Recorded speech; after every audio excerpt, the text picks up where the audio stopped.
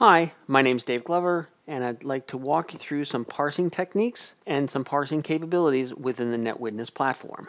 This will be a multiple part video. Not quite sure how many parts we're going to do, but we'll start here with part one. So let's talk about log parsing in NetWitness. NetWitness has the capability to take basically any log file that is received by the system and parse it using multiple different techniques, whether we're talking about straight parsing, where it's just a straight syslog that comes across, or if you want to send JSON logs into NetWitness, we can deal with those as well. What I'm going to walk through is just a couple techniques that you can use to parse logs. We're going to start with a very, very simple one. One thing to keep in mind is that there are multiple ways to build log parsers.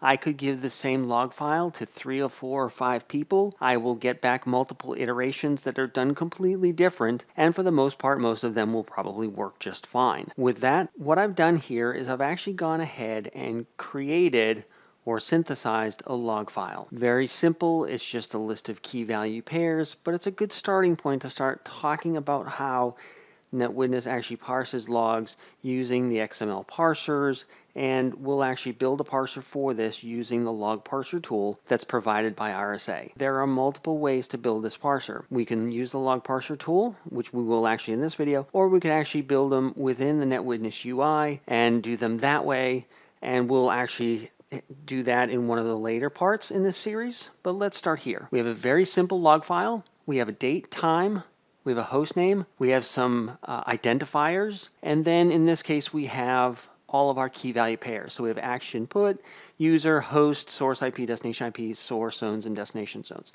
So let's actually bring this into the log parser tool and start walking through how to parse something very, very simple like this. The first step we want to do is to open the log parser tool. This can be downloaded off of the community, and once you have it done, what you want to do is you want to create a new parser. The parser tool will then ask you for what's the device type, what's the class of the device, and where do you want to save it. And then optionally you can point to a log file right here. What we're going to do is we're going to actually name it a device. I'll just do something very simple as training, and we'll put this as a application server. And you can see from the list here, there's multiple different choices from firewalls to IDS to web servers, application servers, and so forth. But we're just going to go ahead here and pick the application server. I am not going to specify a log file at this point. I'll actually drag that in once we get the tool open. Where this is going to save it is, in my case, it's going to save it to C users Dave UDS. So what I want to do now is I want to click on create. Once I do that, I'm now brought up here to the log parser tool main window. And we can see a little bit of hints here, getting started. We can put in our log file at the bottom. So what we can do is we can grab our log file down here and we'll just copy it.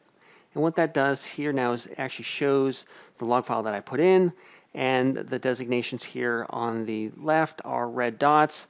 They're undefined, so there's no parser for them, which obviously is true because we haven't built anything yet. When defining a log parser, they're basically broken up into two pieces. There's a concept of a header and a message. The headers are what define the device type and actually will show the parsing engine how to get to the actual message definitions. This will make a little bit more sense once we actually start doing it. But typically, when defining a message ID, the way I do it is I look from the left and I walk right until there's a different value or something is different, such as if we look here, we have action equals put, action equals get, action equals post. So in that case, maybe what I might do is use that for a message ID. This is a concept that's that people struggle with a little bit at first when they start building these because you typically want to approach the whole thing as one unit, but that's not the case. We do have headers and messages. So let's actually go define a header. The way I like to look at headers is, again, walking from left to right, I go until things are different. So in this case, we have an action equals put. So what I want to do is I want to highlight the put and go click create header. So what that has done now is it's defined put as a message definition. And I'm going to have to go ahead and define that as well, and we'll go through and walk through that as well. Again, keep in mind, this is just one way to do it. There are multiple ways, and we're going to actually talk about those in the next part as well. So now that I have the message ID highlighted, what I want to do is I want to go here after use or before user, do a single left click, do a right click, and set as payload. And we'll talk about that in a minute. That's actually when I actually get into the actual parsing piece of the message. What I'm left with here is the definitions here in the front. So we have our date time, our host name, a little bit of fixed text, and then action equals. What you need to understand about parsing is that everything must be defined. The way our parsing engine works, it is a left to right token parsing engine. So what it's looking for is anything and everything that may change, you have to do something with. For example, when we look at Linux processes, there are process ID numbers, PIDs. Those PIDs may be different after reboot and so forth. And what a lot of people do is when they start building parsers as a new parser builder is they'll approach the parser as I'm only going to parse the things that I care about and I'm going to leave everything else alone. That is not the way that the XML parsers or the parsing engine works for these types of parsers. We do have other types of parsers that do work that way, but that's not the approach I want to take here to begin with. We'll talk about that again in one of the additional parts. With that being said, I need to account for anything and everything that may change. So the first thing I need to do is I need to define the month here. So in this case, I can do a right click. I can go create variable. In this case, we could define it as one of the existing variables, or I just want to use this as a placeholder. So I'm going to go HMONTH, H month. So the H there to me just means it's in the header and then a month field. I'm not actually going to parse these. I just need to make them a placeholder so that as these logs come in, we'll look for a couple of placeholders and then some fixed text. So we need to go over here and do the same thing here. So we'll do H day and then we'll do H time. Don't be tempted. Try to consume multiple variables into one key. So what do I mean by that? Don't try to take December 28, 000100 as one single variable. You cannot do that. You cannot have field delimiters within a field.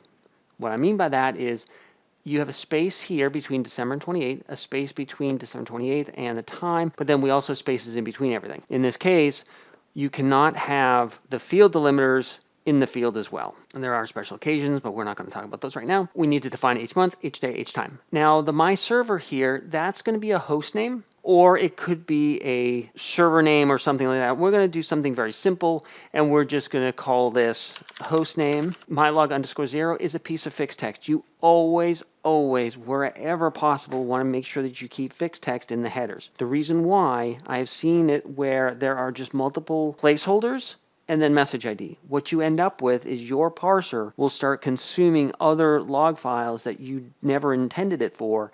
And then in that case, what's going to happen is you're going to have misparsings for other devices sending logs in that your parser here will try to consume, and they won't parse at all, nor will they parse with the parser that they're supposed to. We're going to leave this as fixed text. Once I do this, this blue create message lights up.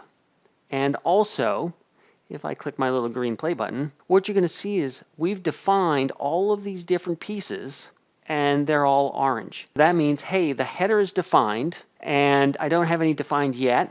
There are 7 events that need to be defined. I'm going to go click on create message.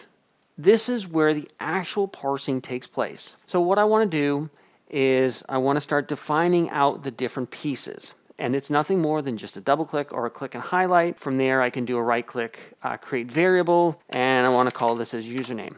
One thing to keep in mind, this is using the envision variable names, not the NetWitness ones. But I don't know what the variable names are. Well, if you want to, you can click on view variable names. And what that will do is that will show you the parser key, which is the variables that you're going to be using and how they line up with meta keys. If we were to look at something like dadder, for example, dadder actually lines up with ip.dst. So in this case, I would be using dadder in the log message or in the parser. So let's go back here. We got that defined as username. We have this defined as hostname. If you do mess up sort of like I just did there, you can just re-highlight it and do a right click and create variable. That'll work just fine. And then source address, click and highlight. A keyboard shortcut, which really comes in handy when you're doing a lot of these variable selections, is if you do a Control K in Windows, that'll actually highlight everything. And from there, that's a source address, so we'll do SADDR. Now you'll also notice that there are the list of variables that show up underneath. As you start typing, the IntelliSense will start to show you the different variables that you can pick based upon the key sequences that you're making. So let's go through here and and do something with the destination address. Again, deadder for that. We have some source zones and some destination zones. What we can do is we can actually just click in zone and highlight source zone, and then we'll do the same thing with destination zone. We can then give it an event category if we'd like. This is where it show up under event cat name within NetWitness, and we'll show everything that actually parsed underneath that. In looking at this, we have other messages that look very similar, but we see that they actually have a message of get. So let's go ahead and define those as well. I'm taking the long way around to actually show the principles, and then I'll show you how we can shortcut this quite a bit. We'll click on the same thing. I do highly recommend that you use the same variable names for the same types of events. This host, don't put this into something else because we already have it parsed as hostname. So we'll put that in as hostname, and we'll just walk right through here. We'll do the rest of these.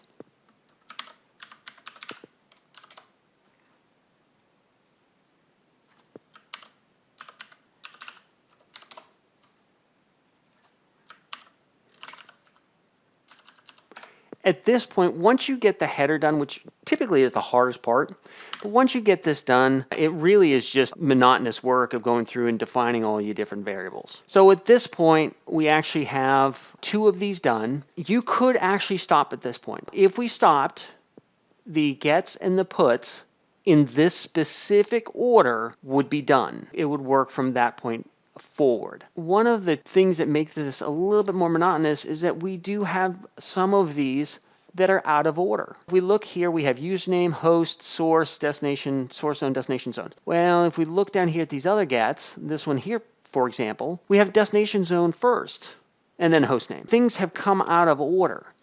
If you remember back to the beginning, we are an exact match token replacer parser that reads from left to right, which means the parser definition is looking for the literals in this order of user, host, source IP, destination IP, source zone, destination zone. In a case like this, there's a special thing that we can do. If we come up here to parser details, click on tag val, our entry separator, in our case, is just a space. Our value delimiter is in equals, and in this case, we don't have any value encapsulations. So we see name1 equals value1, name2 equals value2. Once I get done building this message, so let me go back here to the message, you'll see that name value pairs will light up. So if I click that, and click allow missing fields, reparse this, it now went through and parsed these other ones. Now these other ones are gets, so I have that definition here, and it was able to parse those even though they came in different order. This is one of the kind of cool things with tag val parsers or key value pair parser. It doesn't matter what order it's in. It doesn't matter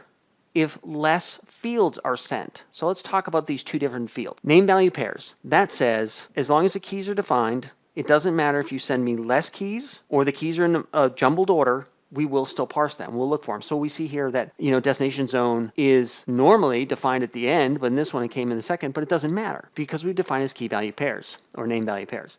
The allow missing fields. What that means is that you can send me more keys than what you have defined, and we'll only parse the keys that we know about or the keys that you've built definitions for. So let's say, for example, that there was another key called something like source user. If source user was in the log file, we'd still parse it. Well, we'd still parse the keys that we know about up top, but we would ignore that source user. If we unchecked allow missing fields and we sent source user as part of the log file, we wouldn't parse the log file at all. Typically, it's good practice that when you define name value pairs, you actually click on the allow missing fields as well. We do have post and log in and log off that we have not defined. So what we would do is we would actually continue to define those if those were of interest. And then once I do that, I can at that point go to export resource. So let's talk about the ones that are here.